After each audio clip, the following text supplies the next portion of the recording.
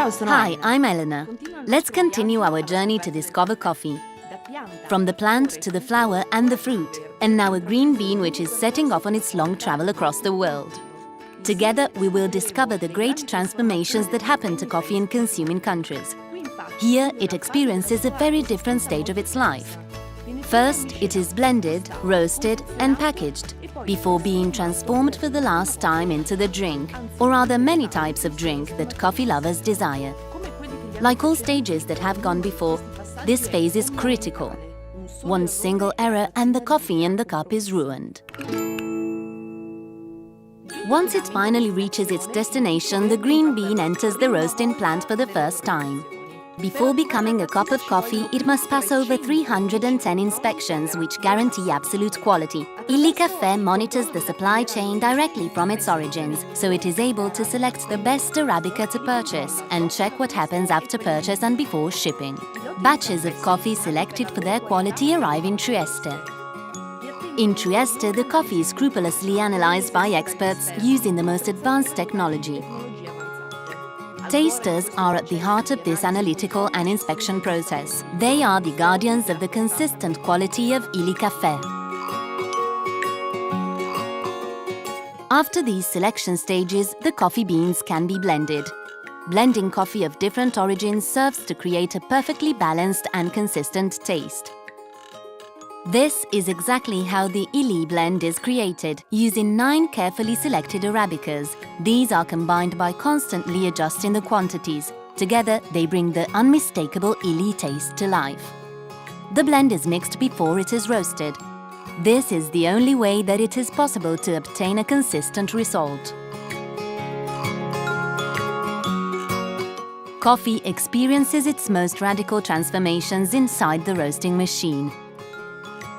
Here, its chemical composition and appearance change forever, and the beans acquire their final aromatic characteristics.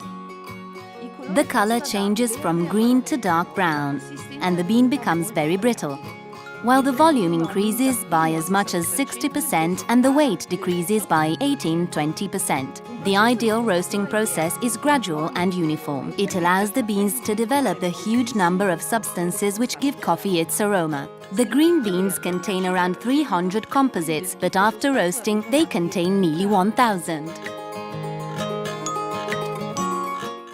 Grinding is the process that turns the beans into the powder used to prepare all coffee-based drinks. Technically, its purpose is to increase the surface area of the coffee that will come into contact with water, so that the water can extract the largest possible quantity of pleasant aromatic substances. Once roasted, coffee quickly loses its aroma, particularly if it has been ground, but there is a special way of preserving it. Let's find out all about it with Marino. Not just special, but actually a remarkable way to safeguard our intrepid aroma. This is pressurization, which means packing coffee using an inert gas. This was an intuition by the founder of Illy Café, and that was over 80 years ago. He decided to inject nitrogen, which is an inert gas, to the coffee packed in solid steel cans in order to protect the coffee from contact with oxygen in the air. Now, oxygen is vital for us to breathe, but it is coffee's worst enemy because it causes it to deteriorate very quickly.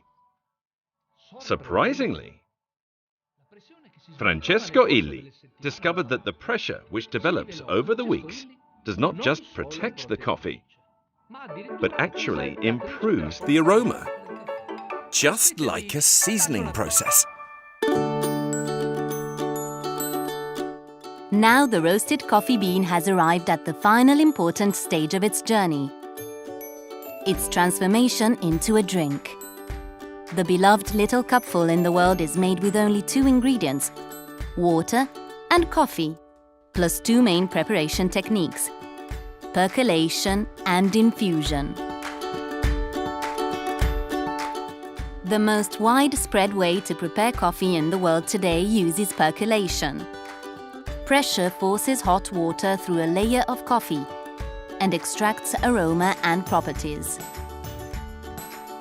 There are 3 main types of drink prepared with percolation: espresso, mocha, and filtered coffees. Espresso is the technique that makes the most of the coffee beans, guaranteeing maximum concentration, a wide range of aromas, and a long aftertaste. Espresso uses quite high pressure. The mocha is the method most widely used in Italian homes.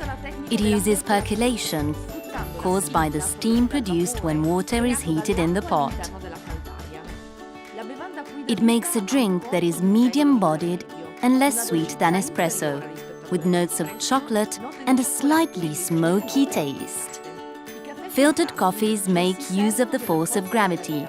Hot water passes from top to bottom through a filter containing ground coffee. The resulting drink is aromatic, sweet, and has a light body. Infusion is the most ancient way to make coffee. Similar to the method used to prepare tea, it relies on a period of contact with hot water to liberate the properties of coffee. The drink obtained can subsequently be filtered. There are essentially two drinks that are made through infusion: French press and Oriental coffee. Oriental coffee uses the infusion method and goes back to the days of the Ottoman Empire. It is prepared with cezve or ibrik, the typical conical, long-handled brass pot, where coffee is left to infuse. Here there is no separation. The ground coffee remains as a sediment on the bottom of the pot, and some particles float in the drink. This type of preparation produces a higher concentration of caffeine than other methods. French press coffee is also prepared by infusion using a special carafe with a piston. Ground coffee is placed in the bottom of the carafe and boiling water is poured over it. After a few seconds, the drink is filtered. French press coffee is particularly sweet with notes of toasted bread. We have come to the end of our journey, from the plant to the cup, from a far-off tropical field to our palate. Together we have discovered the long and adventurous journey that coffee takes, and are now ready to enjoy the taste and aromas. Gli aromi e i sapori.